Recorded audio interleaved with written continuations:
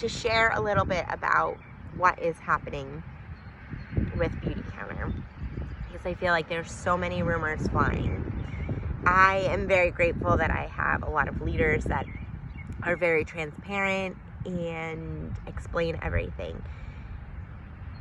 Our old CEO and founder, Greg Renfrew, sold Beautycounter back in 2021 to one of the biggest, if not the biggest, investment equity firm in the world called Carlyle Group. And essentially, they completely mismanaged us. We didn't realize this behind the scenes, but they mismanaged our money, spent a lot of our money, stopped investing in us.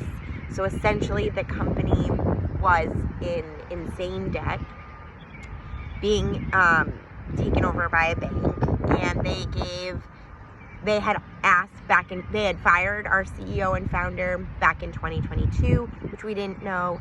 She came back. They asked her to come back, so she came back in February 1st, and she didn't realize at all how dire of a situation it was. And essentially, they gave her 12 days to decide whether they wanted to liquidate all the assets of the company or she could buy it back. And she bought it back with her own money and her own private investors that she formed a completely new LLC to take over the Beautycounter name, the rights to sell Beautycounter products in the future, and several other aspects of the company.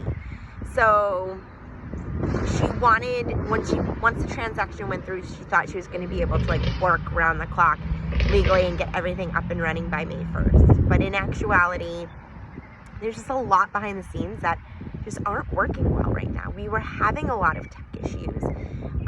Honestly, our compensation plan was a little outdated. There was a few things that in the direct sales world, network marketing world, that just weren't really up to date.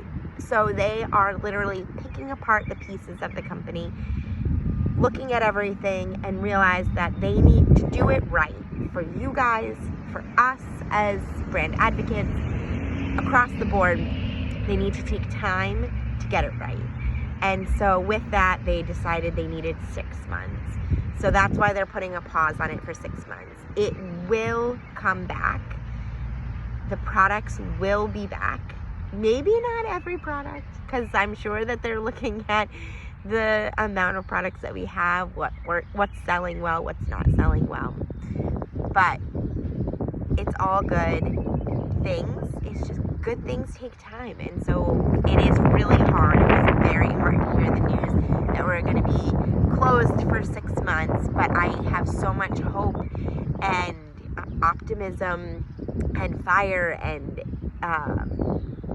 excitement around what's to come for Beautycounter. So again, that's the story behind what's going on, and I'm glad that we're going to have Greg, who has been our true North Star and just such a powerhouse entrepreneur, at the helm again once we get back up and running. So thanks so much.